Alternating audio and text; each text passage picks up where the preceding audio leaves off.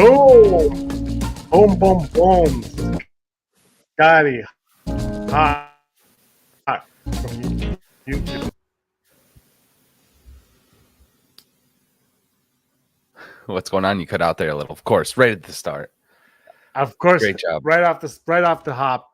My internet, not my internet, computer's crapping out on me. How you doing, Scotty Hawk here? I'm James. This is Super Tuesday, talking all things that we feel like talking about in the world of superheroes. Today, though, we're going to go a little bit darker in the world of Joker Folie A Deux, the #1 movie in the world, I think, this week. This weekend. Scotty, how you doing? Thanks for stopping by. I'm doing great, bro, because Jared Leto's Joker is just looking that much better. I told you. It's going to happen. He will not be the most hated Joker before this is all over. I love it. I love it. I got to be honest with you. I don't know where this is going. I've seen a lot of people say that, like I can't believe this it. Joker's ruined it. We're going to talk about Joker Folie A Deux, a little bit of spoilers here and there. So if you don't want to know, if you're still intrigued about this movie, don't come along. I've seen it, and I actually am the one person that I kind of enjoyed it. Like, I didn't think, actually, Rob was here last week. He liked it too. It's not the greatest movie. It's very thin on plot, like you said. I've got a couple reviews on the channel, so if you want to check those out here. But we're going to talk a little bit about the failure of that. But Scotty, I think you and I want to talk a little bit about the Penguin before we get into anything, right? You into the Penguin show? Want to talk we can Penguin? Definitely talk Penguin. Started off on a high note for sure. Yeah, start off on a high, because this show I think is a fantastic show. Yeah. I can't get, like, every time I watch it, I'm like, gotta do a video on it, because I think it's just great. So I've been all in on this show. You just watched episode 3 last night. What were your thoughts on it?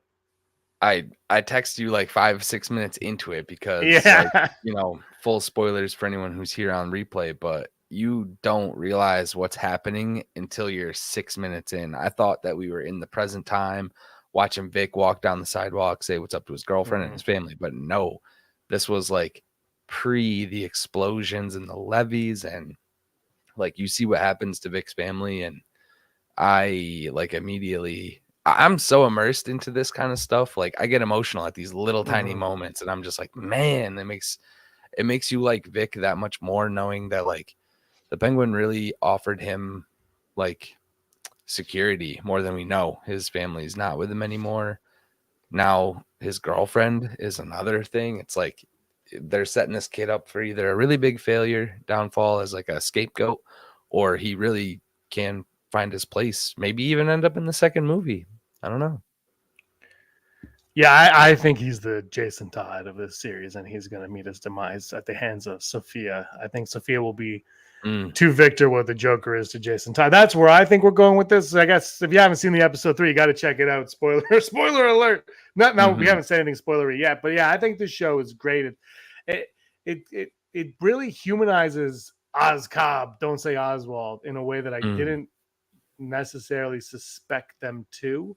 And that, like, this episode, they did one in the first episode, but in this episode, and I'm going to talk about, I'm working on a video right now for the channel about the Penguin show being a masterpiece. Is it too early to say? Yes. But do I love it that much? Yes. And I just want to do another video on it.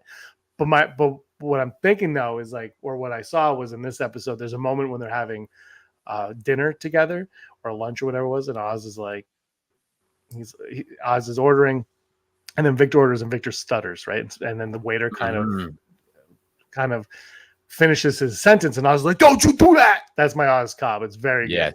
And he scolds the waiter, and and he doesn't like to show weakness, and he doesn't like people prying on the weaknesses. And we saw that in the first episode with the handicap on the bus, I think it was, and he refused to sit on the handicap seat. And now we're seeing it again. But at the end of the episode, there's a complete 180. He does a complete 180 where Victor's stuttering in the bathroom with him.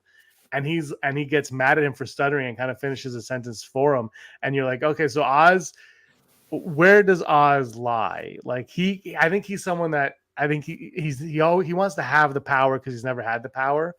But I thought those were 2 great moments. But my favorite moment of this episode was at the very end and I think honestly, Emmy nomination is coming Colin Farrell's way for the end of this episode, when Sophia's like, was it worth it, when you find out that he put her in Arkham.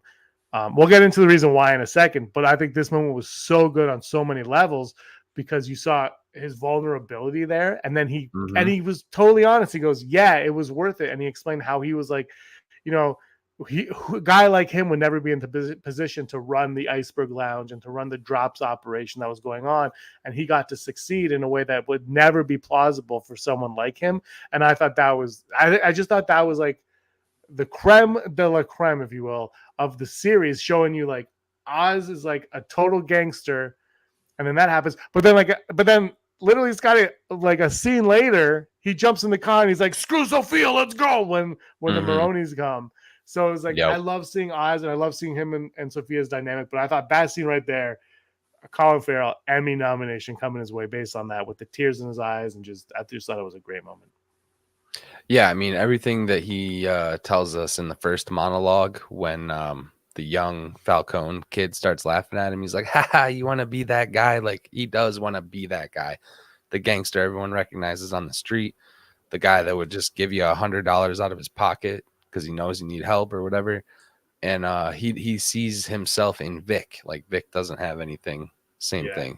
He's given this kid a chance that he never got, or has now, but he had to take it. You know what I mean? So, and yeah, every monologue just keeps getting better and better. I don't know how he tops it every time. Like, eventually we're gonna hit that plateau. Maybe, I don't know. I hope that this show just keeps. I hope that the show just keeps ramping up, because like it's got this buzz to it. I don't know.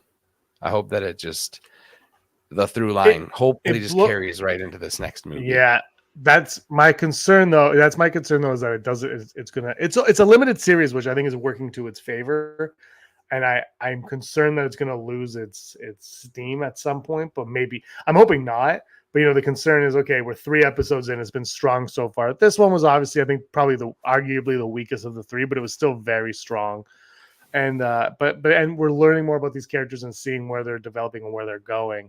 And Sophia is still, to me, one of the best characters on TV right now, because you don't know, like, aside from obviously being an Arkham inmate previously, you don't know where her head's at any time, and she's playing like vulnerable and tough and rugged very nicely at the same time. It's like this, she has like the same tone. You don't know when the snap is going to come, and it keeps you on your toes every time she's in a scene. And like when she leaves like the drug trade, it's like she's like, no, I've told them all they need to know, I'm out of here. Like, she has like the no nonsense demeanor about her, which I'm all in. I'm like, let's keep going with that. But let's talk a little bit about the Arkham Asylum stint that she did. Yeah. Go on. Real quick though, even in the moments where like what's his name's talking down to her, he's like, I know who you are, you're still blah blah blah.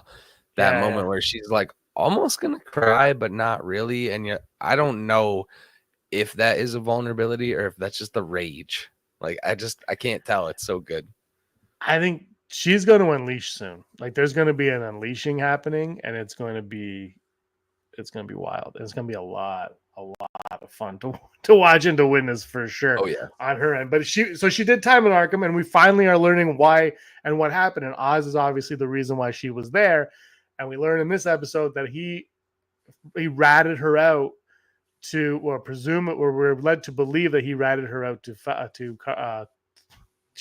Carmine about being the hangman killer, which I thought was cool, because in the last episode when she was driving home, they had a news report about the hangman killer and her together in it, and the driver was going to turn off, and she goes, no, don't.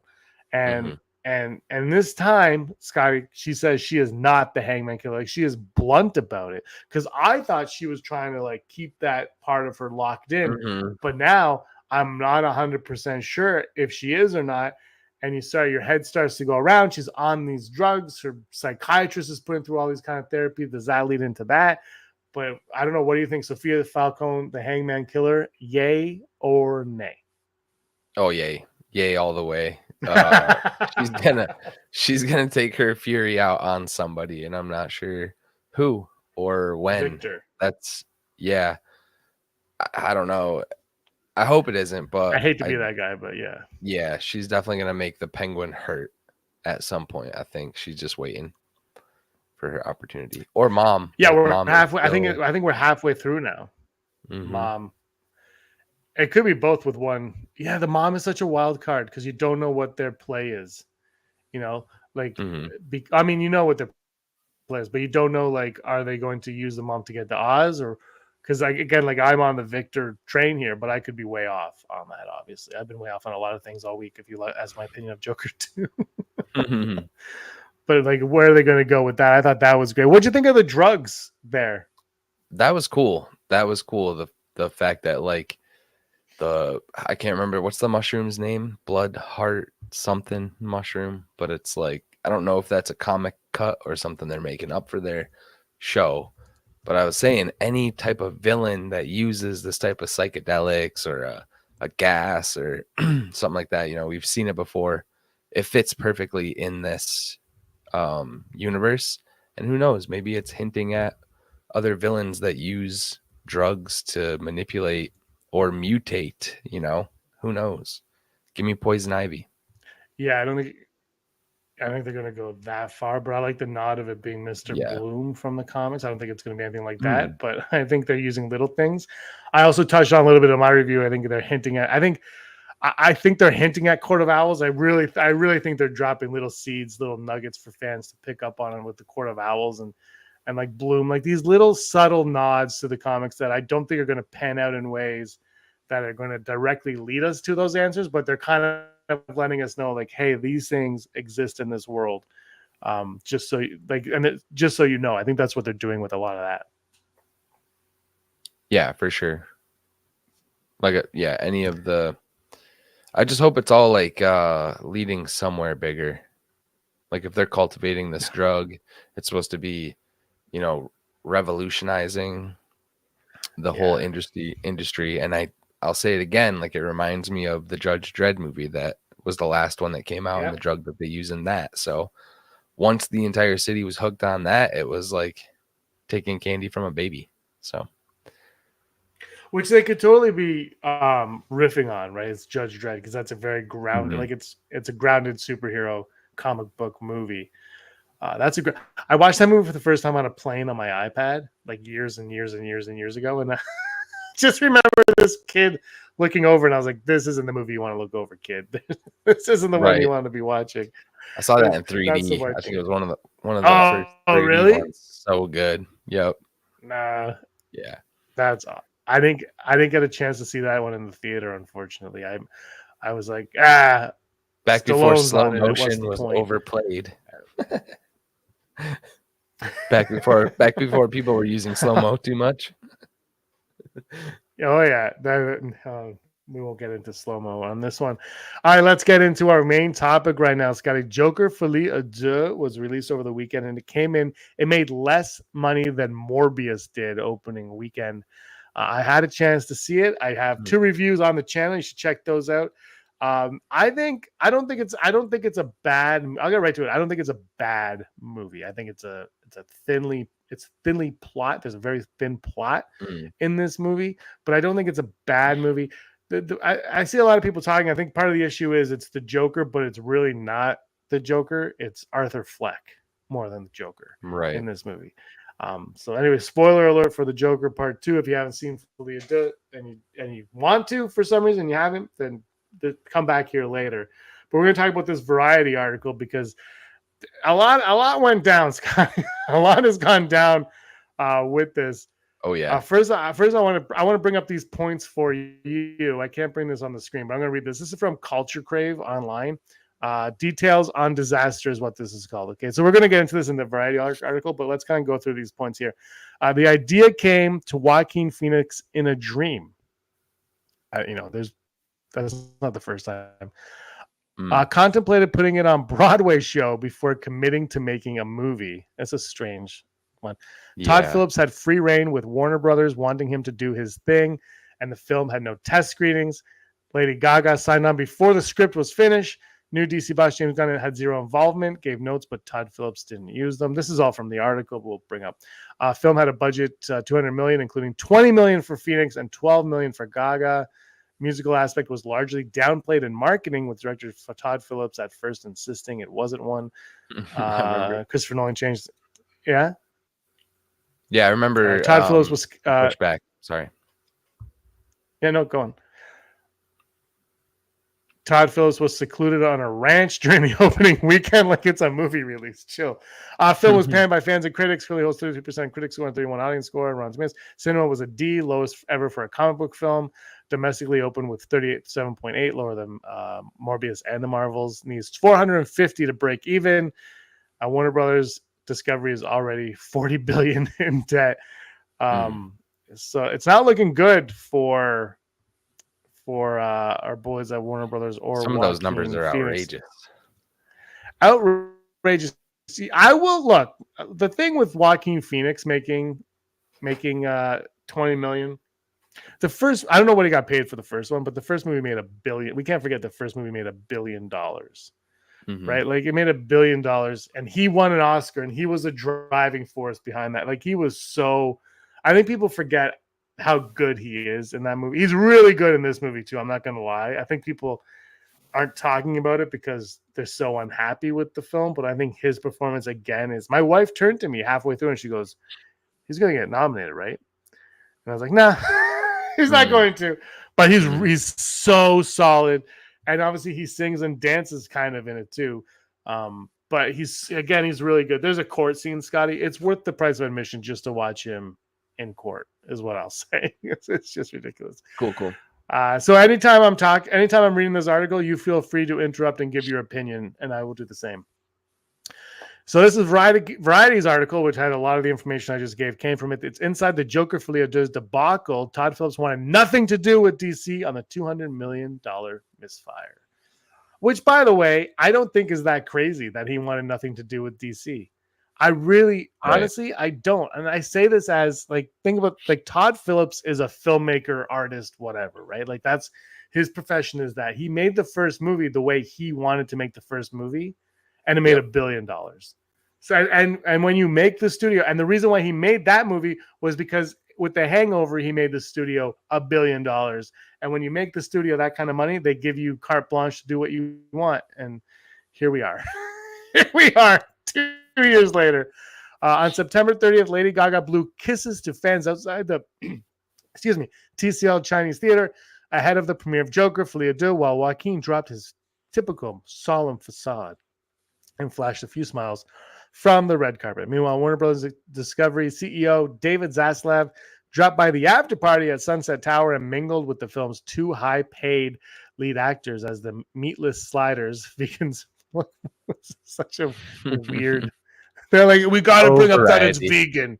Yeah, people hate vegans. We got to paint them in the corner. I'll bet you they were friggin' delicious too, because they were probably like each one of those sliders was probably like $57, maybe more. Is that cheap? I don't know. 57 American is like 400 Canadian. Made the rounds. For all the star wattage on display, there were some notable no-shows, namely DC Studios toppers James Gunn and Peter Safran. Scotty, I don't know about you, but when James Gunn did his like we're DC Studios now, I'm the head of it with Safran, he said that he basically had nothing to do with the Joker Folie A Deux, and that was an Elseworlds thing. He said Batman was Elseworlds, but Joker, I don't know if it was in his statement or another statement that I read somewhere, but Joker was Warner Brothers. It was never going to be DC. It was always Warner Brothers, whereas Batman was going to live further, like more in the DC world. But I mean, and Reeves and Gunn are doing a dynamic duo movie too. So clearly they have a better working relationship than Todd Phillips. Yeah, somebody buy DC, please. Please buy DC. Save them. Disney. It's going to be Disney. We're going to get Batman and Captain Marvel crossovers. Insiders say the duo's glaring absence for a film that is based on one of the biggest draws in DC canon underscores dysfunctional dynamic that played out behind the scenes on the ill-fated Warner Bros. Musical. Todd Phillips wanted nothing to do with DC during the making of the film, says one agent familiar with the director's unique carve-out, which allowed him to bypass any oversight from the brand's gatekeepers. Although Gunn has publicly supported the film on social media, Phillips has distanced himself from DC as the animated title card sequence unspooled inside the iconic Hollywood cinema in the opening minutes. It became apparent that Phillips had just given DC the middle finger. There was no DC Studios logo, but it wasn't made under that studio. Right. Yeah. So, I mean, yeah. I don't see it. I don't see that. I think Gunn, James Gunn, I think is a class act. Yeah, he was just letting him And I kind of cut do you his off. I'm thing. sorry. But there was one gatekeeper. We won't get into that until like toward the end, but there was the thing that they wanted to do in the first movie, Yeah. which I Yeah, find which I interesting don't know because if I you didn't saw know my that. video, but I didn't know that too. I found that out. I think when I did the leaked video, the ending leaked video. I think I found out Mhm. around that time that it was. I didn't know about Christopher. Sorry, we won't say his name. I didn't know about the person involved. I just knew that that was the original idea that week, and I had no idea. I love what they did in the first Joker. I thought it was brilliant. Yep. If the first movie was about some down on his luck, mentally ill guy in a downtrodden city, it makes maybe 150 million worldwide, not a billion, says it's familiar with the internal awkwardness. People showed up because that guy was Joker. Not wrong. Yeah. Not wrong. It's brand recognition, right? Brand recognition. Yeah. A DC spokesperson plays down any tensions and says Gunn was busy directing the Max series Peacemaker in Atlanta, which had lost a day of production due to Hurricane Helene.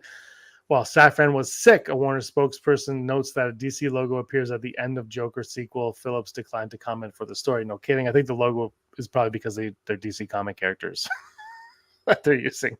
Mm-hmm. Probably that. Now that the dust has settled on the sequel's disastrous opening weekend, plenty of soul searching is taking place on the Burbank lot. The overarching question being is why spend $200 million to make and nearly $100 million to market a tentpole that ignores the DC fan base and ignores maybe putting it mildly, as the Rolling Stone review of the film succinctly put it. Joker Folie A Deux has a message to fans: go F yourselves. Jesus. I'm gonna take it down for a second because I Mm. understand that point of view and I see people being mad at that. But as someone who's seen the movie and saw the first movie, I just felt like this was a clear uh, continuation of that Arthur Fleck story. I think what the person above here said about people went to go see it because it's called Joker is factual, and that's the problem, is that it's about this DC character Joker when it's not. It's about this guy Arthur Fleck who thinks he's the Joker. And I think Todd Phillips says in another Variety article that this guy was never the actual Joker. And I don't know about you, but when I watched the first movie, I never actually thought he was the Joker. In my headcanon, I always thought the Matt Reeves Batman and this were in the same universe, but Matt Reeves Joker was somebody that came along the line because this Joker planted the seed in Gotham of this type of character, and there was one of many. So I wasn't too bummed out by the ending when you find out that that this is all about him not wanting to be Joker anymore, because he was never in my head Joker anyway. But if you go into it just wanting Joker and it's called Joker, so full marks, you should. I can totally see how people would get pissed off and bummed out about that. Well, that was the thing about the first movie that I liked, is like, you as a fan know this is about a guy that could potentially become a Joker. And then it's like got the young Bruce Wayne. Yeah. He's very young. So you're like, okay, well, this might be the guy that shoots and kills, his parents in the alleyway. But even by the end of it, it's like, okay, now he's in a crazy mental institution. Did any of that actually really happen? And you're just like, wow, that was a great movie.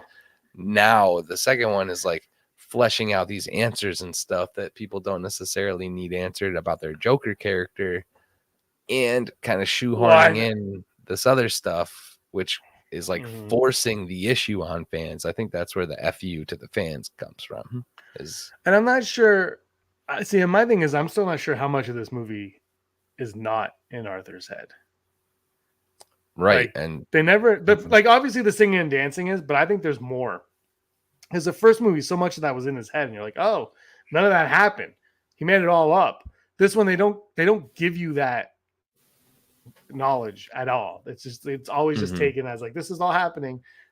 And so I don't know. I think nobody ever will, because no one's ever going to watch this movie again, apparently. But I think watching these back to back would be it. Like, I think Penguin to Batman would be a really fun ride, or Batman to Penguin to Batman 2 would be a fun ride. But I think watching these two movies back to back, just to see how closely they resemble each other, because I think you're just watching Arthur Fleck. I don't think you're watching the Joker, which again is a problem when your movie's called Joker. Yeah, and I haven't seen the first movie in a long time. Maybe I'll wait to do that. Watch them back to back. Watch them at the same time, dual screen. This one has it can end up being a cult classic too. Once it hits streaming, once people get to actually like sit on the couch and enjoy it. Yeah, can you imagine? Because the first one, I feel like people liked it, and then as time went on, they're like, "I don't like that movie. How did it make $1 billion?" This one's the reverse effect. Could you imagine? That'd be hilarious. Yep. Right. Let's get back. Let's get back to the fun of it. Alas, the fanboys and fangirls stayed home, resulting in a shocking $37.7 million domestic opening for Phillips, followed up to his 2019 Joker, an enormous success that cost just $60 million and earned $1.1 billion. Such disregard for the base has brand repercussions, which we kind of talked about yesterday on Flying Casual and Rebel Scum, right? We talked about fans Joker is certain things. Yeah, the Joker is a legacy character. You can't mess with our Luke Skywalker. It's the same thing. Yeah. My first review, I called this The Last Jedi of the DC films.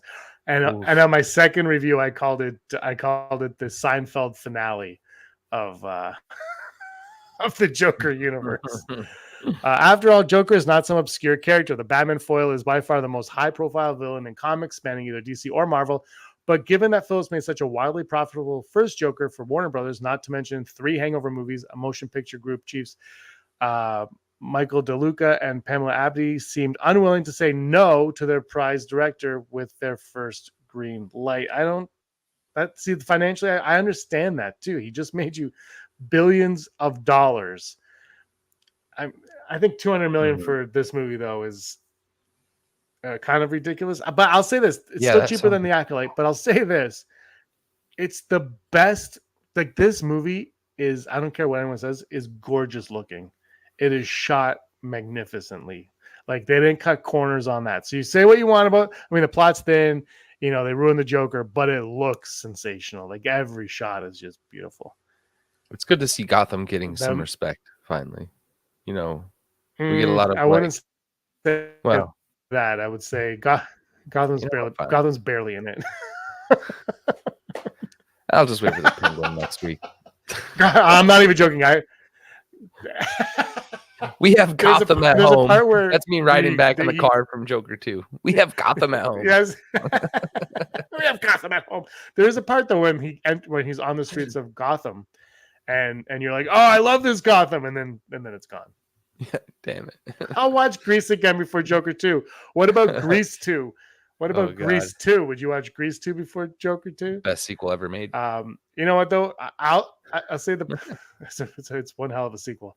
One thing that was annoying was I liked a lot of the songs that they sang, so I was kind of all in on the musicals.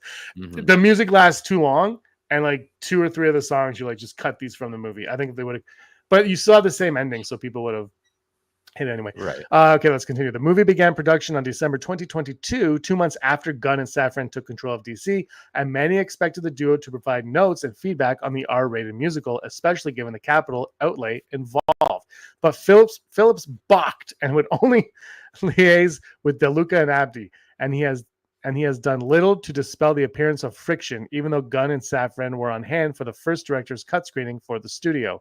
When asked by a Collider reporter if the production process changed when the pair succeeded DC head Walter... I can't read, Scotty. When the pair succeeded DC head Walter Hamada, or if they had any input, Phillips replied, with all due respect to them, this is kind of a Warner Brothers movie, which again was something that was stated right from the get-go when Safran and Gunn came in. They were like, it was always meant to be separate. And even Warner Brothers' feedback was sometimes ignored, sources say. Zaslav met one-on-one with Phillips shortly after Warner Media and Discovery merged in April 2022 and was open to filming in Los Angeles if the director would make the sequel at a lower price point. The studio preferred London, where it would have cost 20% less. But Phillips insisted on shooting in Los Angeles, and the budget didn't change. A Warner spokesperson says the studio supported the decision to film in Los Angeles, and Zaslav's Phillips confab was merely a meet and greet where they discussed what else the director wanted to make there. Insiders say Studio Brass did not want to debut the film at the Venice Film Festival as it had done 5 years ago with Joker, but Phillips pushed back. A Warner Bros. Spokesperson says the studio fully supported the decision to bring the film to Venice. And I think that's where this went south. I think Venice is what really, I think without Venice, Scotty, without Venice, I think this movie makes much more money this opening weekend. I don't think it does what the first one does because the critic reviews will still come in and whatnot. But Venice crushed the soul of this movie. Like that gave you a month or whatever it's been of it's not a good movie. And I kept hearing it's a boring movie. I never heard that it ruined the Joker. That was never said, but I heard it was boring and nobody liked it at Venice. And that was the beginning of the end of this thing. Yep. Then the internet plebs found out and they're like, wow, ruined my Joker. And now they're all over it. I think it's going to get bad, man. I think it could even like transition into the current Joker that's in this Pattinson. Like the Joker is just a character that is, you know, the bar has been raised. Heath Ledger did that. You know what I mean? So everybody compares to him. We've gotten a little taste of what that Joker could potentially look like in the Reeves verse. So I hope that that actor Kogan is paying attention, man, because the pressure is on. If he even has I think if they utilize him the way they did in the first movie, he's fine. Like keep him on the sidelines, don't put pressure on him. I'm gonna say a thing. I'm sick and tired of my Batman not having a Joker. I'm tired of my Batman not having a Joker. And, you know, the trilogy for Christian Bale, like, I think was terrible at the end. I hated Bane. I hated what they did with that character. Like, go all in with the Batman versus the Joker. Like, I don't understand. I don't think they want to use a Joker. I think for the Batman because Joker just had his own movie. And I think also I don't know. I think they're afraid to touch him. But I think they got it. I think this, though, I know you're going to hate me for saying this, but I think the Batman universe, the Reeves verse, keep Joker to the side from now. I really want to see James Gunn's Joker. I want to see what his Joker is. Because if also, who knows when the Batman Brave and the Bold is coming. That's the problem is you have too many. All of a sudden people are like, what is going on? I think there's reports that they want Pattinson or Zaslav wants Pattinson in the DCU as Batman. And it's probably because, like, I was thinking about the other day, I'm like, are people going to get confused if there's two Batman movies coming out like a year apart and they're different Batman? Like, at what point are people going to be like, why am I going to go see this Batman when I have that Batman? And I almost feel like the Reeves Batman has to come to an end before the Gunn Batman can come in. But if they're doing two more of these movies and the next one's not coming out until 2026, that means the one after that won't come out until like 2028, 2029. So James Gunn's Batman can't come out until 2030 at the earliest. I can't see him waiting 6 years to bring in Batman to the DCU. I just can't see that. All right. Add to the page. Where am I? And even Warner Brothers feedback was sometimes I read that already. You're down past that, yep. Peter froze. Warner Brothers and even Warner Brothers feedback was sometimes ignored. So that's oh my god, I read that. Other battles of will between Phillips and Warner's ensued. Phillips refused to test screen Joker 2, so its premiere in Venice marked the first time an audience saw it. The critics rejected it, and the film tallied a disastrous 33% score on Rotten Tomatoes, well before earning a dismal D cinema score. To put that grade into context, the much reviled Madam Web landed a C+ earlier this year. A Warner spokesperson said, given the film contains spoilers, the studio did not want to unnecessarily divulge plot points too early to test audiences, rather allow moviegoers to discover the film in their own time. I feel like that's bogus. I've heard like good and bad things about test screenings. I think this movie really could have used one. I think if they had one, I feel like there would have been some changes made. I don't know about the ending that would have appeased everybody, but I don't think that would have been included. Yeah, it might not have been. But I think some of the musical stuff might have been trimmed. Because I'm telling you, like at the end, you're like, okay, it's way too like the movies. Rob said it last week, and the movie is too long. And it's too long because there's songs that you're just like, why are we? There's a point at the very end when you're like, okay, we're wrapping. Yeah, it's like we're wrapping up, and they're like, no, you're gonna listen to this song. I was like, why am I listening to this song? I don't care anymore. Like I just stopped caring. And Because we paid Lady Gaga like 12 million. but it's not Lady Gaga that sings. Like she doesn't sing half the song. It's so crazy how little she sings in this movie compared to Joaquin Phoenix. That blew my mind. Making a sequel to a $1 billion movie, whether it's Aquaman or Joker, is considered a smart bet, but with its outsized budget, which included $20 million upfront for Phoenix, $20 million for Phillips, and $12 million for Gaga, the film needed to make at least $450 million theatrically to break even. A now unlikely scenario. Rob last week thought it would hit around 600, but yeah, after this weekend. But you know what? Again, Phillips getting 20 and Phoenix getting 20. I don't have an issue with that because the first movie, they crushed the first movie. Oscar-nominated director and an Oscar-winning performance, and they want 20 million to come back. You give them 20 million to come back, or they walk. I don't have a problem with that. It's Hollywood. People get stupid amounts of money for everything. I really don't care. Lady Gaga should have had more songs. She released this.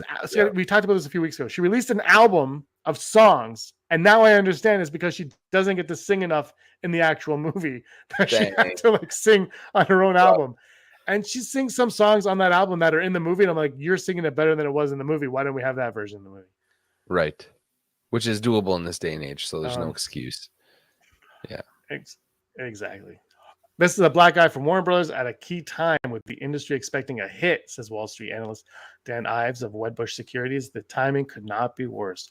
Joker Folie A Deux may have suffered from not having Bradley Cooper's voice at the table. Cooper, who was a producer on 2019's Joker and is known for his commercial instincts, including his low-budget hit A Star Is Born with Gaga, was not involved with the sequel after dissolving his producing partnership with Phillips in 2021. There's probably a reason for that, and I think this movie is explaining why. Phillips, look, man, he don't want anyone's help. Period. He's an artist. He's a winner. Yeah, he want. You know what? I heard he didn't even want to make the movie, and they kind of forced him to make the movie. And so, if that's the case, because let him cook, as they say. Yeah, exactly. And right, the first one blew up, and the thing is, the Joker name carried it. But the movie had to get across that finish line. If it's a Joker, like this is proof. If it's called Joker, people will show up, but they'll hate it, and they're not going to continue to show up, and it's going to bomb. But he fed the people what they wanted, and they ate it up in that first movie. No one could get through to Todd, says one source directly involved with the film. And the one thing about genre stuff, if you don't listen and pay attention to what the fan expectations are, you're going to fail. Has anyone said that to Lucasfilm? They are. In fact, now they are. Yeah, now they are.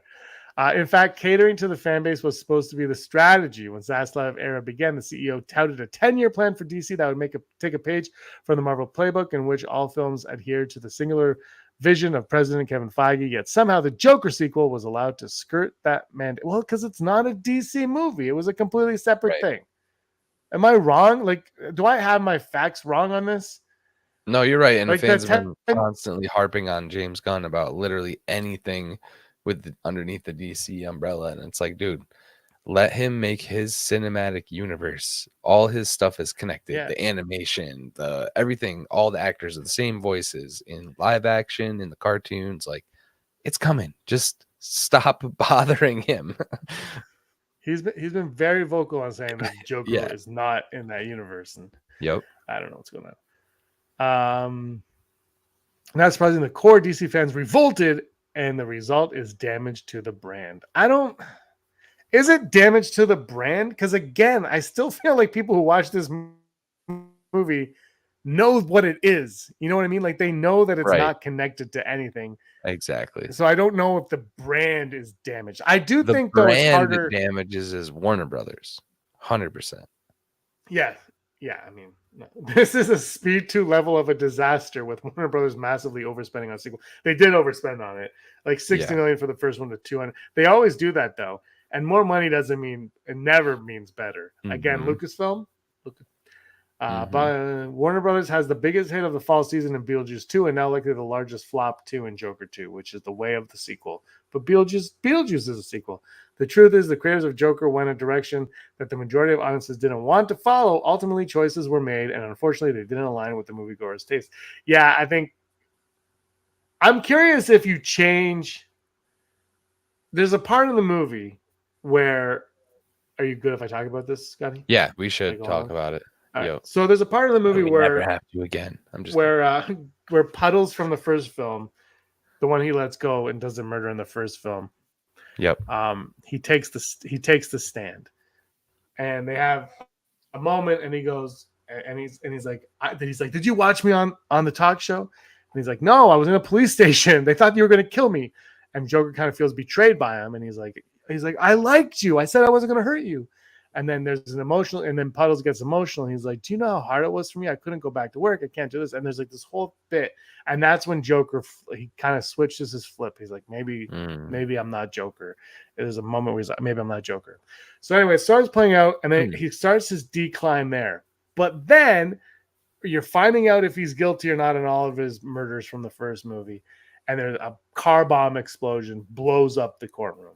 Joker goes flying. And I believe, I haven't heard anybody talk about this, but I think Harvey Dent turns into Two-Face in this moment, which is probably the biggest insult this movie does. Because Harvey Dent's sitting there like this, and I think his face is like blown off. But anyway, so yeah, but it's in a moving shot. Like they never focus on it.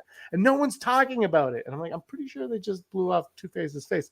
But anyway, he leaves, he runs away. He's like, I gotta get free.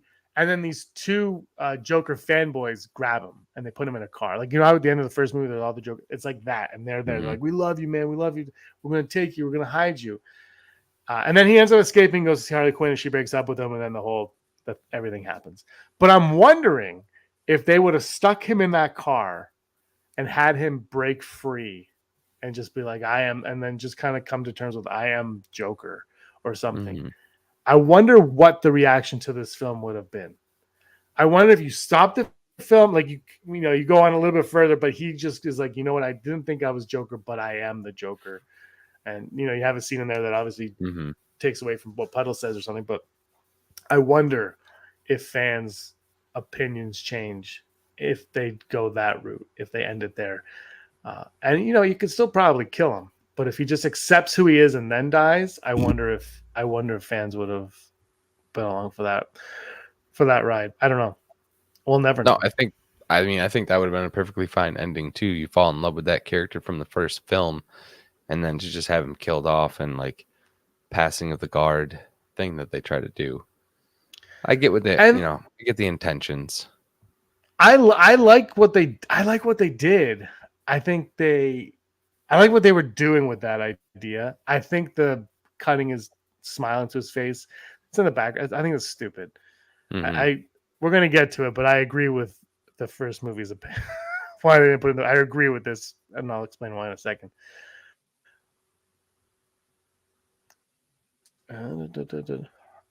Is that the end of the article? That's it. I think that's it, yeah. Where's the Christopher Nolan thing? Oh, well, anyway. That was on your list. We'll talk a little bit about it. So anyway, that's that. Yeah. That's on my list. Oh yeah, that's on the culture crave list. So right here, Christopher Nolan reportedly changed the ending of the first movie because it ended with Phoenix's Joker carving a smile.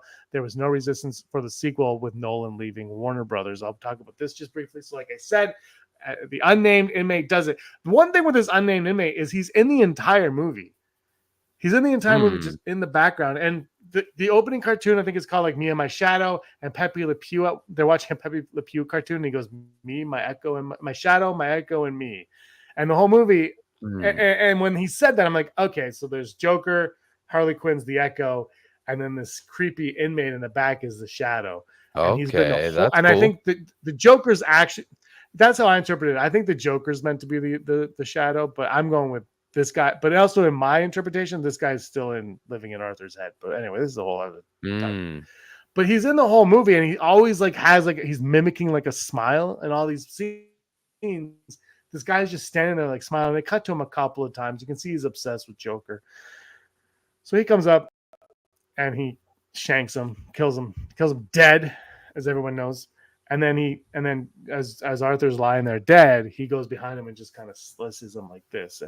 And I agree with Christopher Nolan. I don't think it should have been included in this movie. I'm glad it was in the first movie, because I think that scene in the first movie is iconic when he's on the car and he puts the blood up on him. Yes. I think that's iconic. I think that's a great Mhm. moment.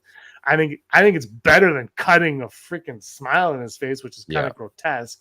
I think it works beautifully for Heath Ledger. Do not get me wrong, but I don't need to see that every iteration of Joker doesn't need to be that. And in Right. this movie, I think it's unnecessary. And I think the guy that they got playing him, that he doesn't look like Heath Ledger, but he doesn't not look like Heath Ledger. Like he looks more like Heath Ledger than he looks like than Joaquin Phoenix looks like Heath Ledger. Hmm. And so right there, you're like, are they going for that? And that Totally are. if honestly, if you're in the theater and that's what you're thinking, are they going? Yeah, I think they are too. I could totally see that pissing you off and turning you right off and being like, why would you do that? And for me, Scotty, I don't want to know how Joker got those scars. And like I said, I don't want every Joker to have those scars. I like Heath Ledger having those scars. I'm good with that. Mm-hmm. Yeah, and like now is this guy gonna kill Bruce Wayne's parents? When does that guy show up? Which one is he? Is he a Joker ever? Like, or is he just the henchman of this guy now? Like, well, his parents died in the first movie. Okay, so you have that the alley scene has already happened with the supposed shooter. That happens in the first movie. I forgot that. Yeah, like I said, I think I'm gonna watch spoilers for the first one. Yeah. Bruce Wayne's parents die. Oh man. Yeah, watch them back to back. Spoiler. Yeah, man. Sorry to ruin it. It's funny. It's like we don't need to see his parents die anymore. And Joker one's like, I'm going to do it. And we're gonna make more than any other DC movie ever. Oh. But anyway, this movie, I think studios as a whole are learning a lot about fandoms now. And I lived through a time, and a lot of people did as well. I'm not the only one, where I would go see my favorite properties and they would be bastardized on screen. I'm looking at you, Mario Brothers. I love that movie, by the way, from the 90s, but that's not Mario Brothers. Right. And they did that with a lot of like superhero movies back then. They never really paid close attention to the materials. And we live in a time now where people are vocal, and comic books are a lot more mainstream than they were when I was 10, 11, 12 years old. Like adults read comics. When I was a kid, a comic was for kids. I mean, they weren't, but you know what I mean? Like that was kind of the shadow that they had was these are for kids. They're not for adults. Only kids read comics. But now everybody reads comics. Adults are probably the biggest comic readers there are. And people know this lore like they know Star Wars lore. They know it inside and out. That being said, Scotty, we talked about Penguin before all of this, and that's breaking a lot of lore, but it's doing it in a respectful way that stays true to the story that they're doing and sticking with like their vibe. And I think that's the difference, is that works. And audiences are more. I think if Penguin at the end of the series is like, yeah, you know what? I'm not into being a bad guy anymore. I think I'm going to go work with Batman. That's my Colin Farrell. Right. Great. I think people would react the same way they do to Joker Folie A Deux. Yeah, and it's all about the characters and how they mesh within the universe and how they mesh with each other. Like even the Gotham TV series, first few episodes of that, or first few seasons of that show even, was really good, and everybody like really fell into the immersion of that version of that character too. I really liked the Penguin in that. He was a super young guy, but yeah, so just keep doing what they're doing, man. Keep doing what they're doing.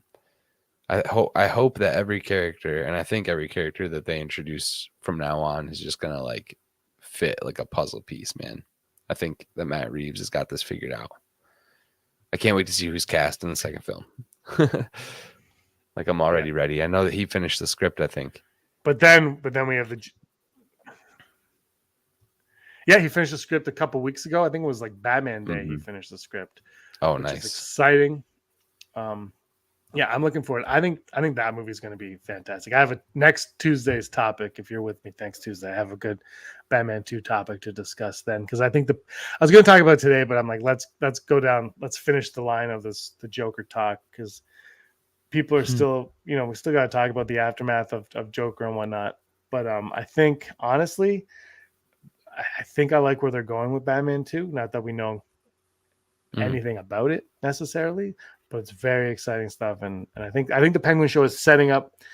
It's always not setting up. I don't think it's setting up characters, but I think it's setting up Gotham and where Gotham is and where it's going to be by the time we get to that. And I'm super excited to live in that world, because It's gonna be a lot of fun for sure. But again, we have a don't mess with lore, with fandoms. Do what the fandom wants, or you're gonna pay, right? Yeah, Joker's just one of those characters, man. It's really touchy, slippery slope. You can change things, but don't change them too much. Well, if you have a Joker, make sure he's the Joker. That too. Don't have Joker with a heart. I guess that's where people draw the line on the Joker. They're like, Joker doesn't have a heart. Stop it. Agent of Chaos, right? I hit that button. Yeah, Clown Prince of Crime. I think, yeah, I mean, they got you in the theater because it's Joker, but ultimately these movies were never about the Joker. They were about Arthur Fleck and his like mental state and where his head was. And I will say, like Harley Quinn, I thought Gaga was really good in this actually, but she doesn't do much. Like if they're going to like campaign her for an Oscar, which I don't know if they will now, but they wanted to initially. I think it would have to be supporting actress. I don't think she does enough for lead actress, and I think she wouldn't stand a chance. But maybe supporting she would, because her singing and stuff is great when she does it, but she doesn't do enough of it. And but Harley Quinn as a whole in this is like she's not really Harley Quinn. Like of all the characters for me, yeah, for all the characters that like aren't who they are, Harley Quinn's the one where I was like, even remember last week when Rob talked about it, we're like, oh, that kind of sucks. And watching it, like she's good. Like here's the tricky part is she's good in the role. She's good at doing what she does when she does it, but she's not Harley Quinn. And that Todd Phillips said that they stripped all like basically the Harley Quinn from Harley Quinn. It's like, so why use Harley Quinn then? Yeah, why even? I will say they do a thing where like she has like her medical degree or something like that in it, and I like the way they kind of incorporated that. So because it's an Elseworld story also, so I'm okay with little changes like that. But she didn't need to be Harley Quinn. Like in Batman the Caped Crusader animated show, I don't know if you saw it or not.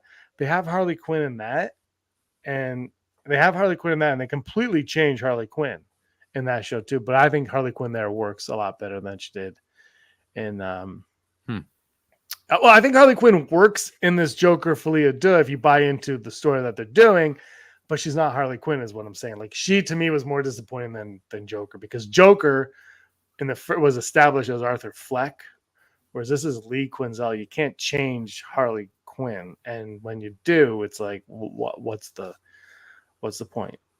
Like they could have named her anything basically. Or I mean, honestly, why don't you have toward the end of the film her transition into actual Harley, the same way that Arthur puts the little like smile on his face? She could have done anything, throw her up in pigtails or whatever. But she could have done some batshit crazy stuff too. I wonder if they had her kill him, how people would react, and then she takes on the Joker. I wonder how people would react then. I still think not well, personally. Right. But like she's not crazy. Like she's like subdued. She's very subdued. She downplays everything.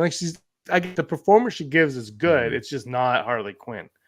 You're like, and it's like it really just also plays into like it's basically the anti Harley Quinn Joker story, because they are in love in the comics, and so you're basically writing a story where Harley Quinn falls in love with this guy and he's not the Joker. So it's like, and that's when she breaks up with him, is when she's like, you're not Joker. But even like that's the thing too, like no one even knows who Joker is at this moment. Like you don't know who Joker is at this, like Harley doesn't know. This is a persona that has just come to life because of this guy, right? He's the first. Yeah. The way I put it in my head was that she was a personality in his mind, and it manifested in front of him. That's how I thought she was, and I thought there's a character called Ricky. I'm not sure if Ricky is. I think Ricky is too. And then there's the inmate that stabs them. She's his Tyler Durden. Yeah, so I thought he had two outside of him. I thought he had a couple personalities, and she was that one. And then there's also this Ricky guy who's a very innocent kind of inmate, and he, spoilers again, but he ends up dying. And when he dies, there's a point in the beginning of the movie when he takes pills and he's outside sitting on these bleachers, and Brendan Gleeson, he's fantastic in the movie. I think Brendan Gleeson is fantastic. He treads the line of like being like Joker, like a friend to Joker, but also like being an officer. Like, so, you know, he's not above smacking him across the face, but he'll give him a cigarette and stuff. But there's a part where he says, "What about you, Arthur? Do you still think you're a star, or do you think you're a star?" Something along those lines.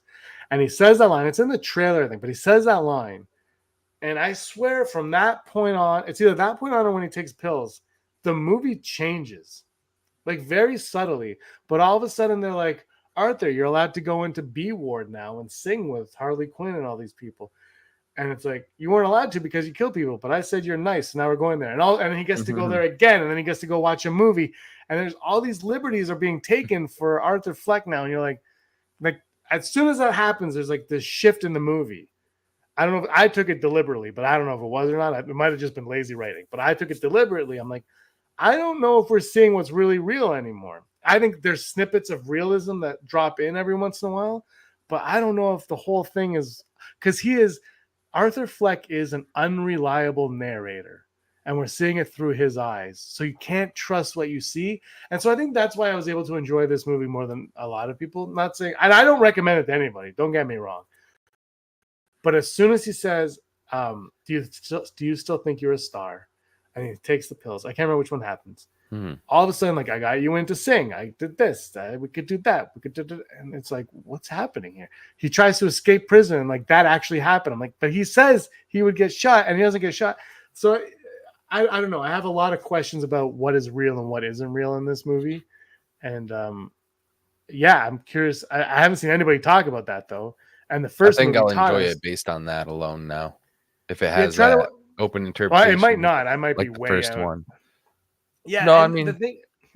Look, see if you can see, because I think I watched it twice, and the second, and when I watched it with my wife, she was like, she kind of agreed with me, and there's a point where you're like, maybe I'm off, like you can argue it, but you never know, because it's like they never tell you, even when he goes into his dreams.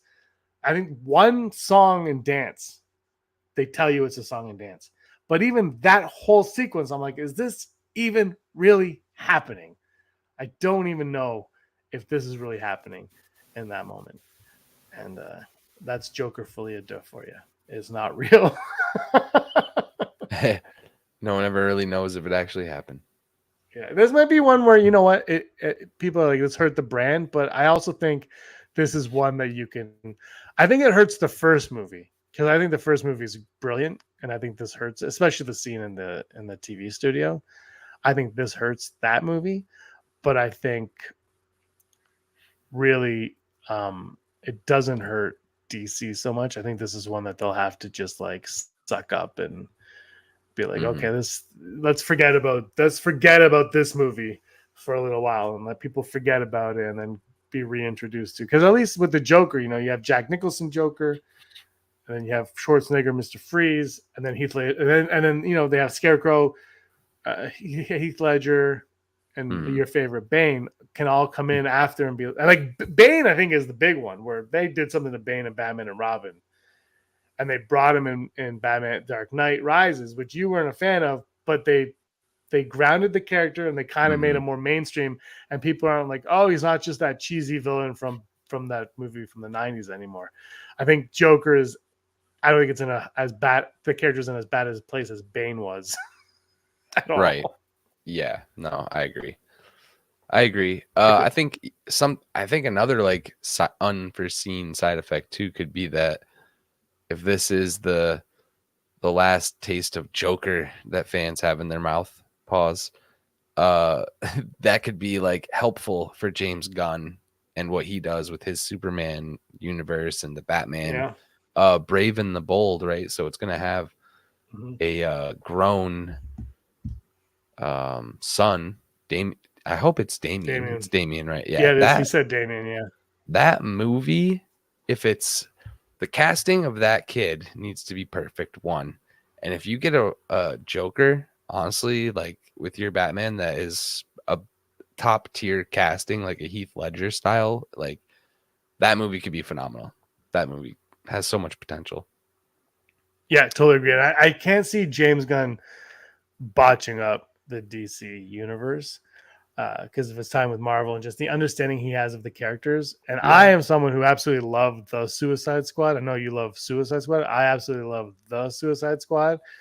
And I don't think that tone is right for everything. Don't like, I'm not saying that, but I just think what he did with that and like, I was like, man, these like he just the way he can use a group of characters and everybody gets a fleshed out story and everybody's as important as the next, I think is a testament to his storytelling. That being said, release the Ayer cut. Release the Ayer cut. Let's see what's going on. Please. Yeah. I think we'll get it. That could be a whole other stream, but I think we'll get it. I wonder why we haven't. Like if it's ready to go and they have HBO Max or Max, whatever it's called, like why haven't they done that? It just that is baffling. All right, we'll wrap it up on that note. Anything else you want to add to this convo? Not really. I mean, I think that from what I'm hearing, and I haven't seen the film yet, it sounds like if you like the first one, you're gonna like this one. You might not like some of the choices that were made, but again, it's studios making these choices. Doesn't sound like Todd Phillips wanted any part to do with any of the stuff they did. So as I always say on my channel, and I tweet it all the time, let creators create, and 100% hell yes, release the Ayer cut. And are you going live now? Yeah, I am going to do a little bit of GTA Grand Theft Auto role play tonight. All right. Everybody go over to Scotty Hawkish and check that out. I got a video coming up on Rebel Scum podcast probably tonight. I want to get it up. We'll see if it's ready for tonight. And then tomorrow night, Rebel Scum podcast live over there. And it might be live on Thursday as well. We'll see. But Scotty, thanks. This has been a lot of fun. Next week, I got a topic. I'll tell you in the DMs after. I got a cool topic that we can discuss for next week. And then when we have a slow week, the Ayer cut will be our topic. I think we're getting a big Penguin episode next week too. Ooh. We'll see. All right. Well, that bleeds into what I want to talk about. So that is awesome.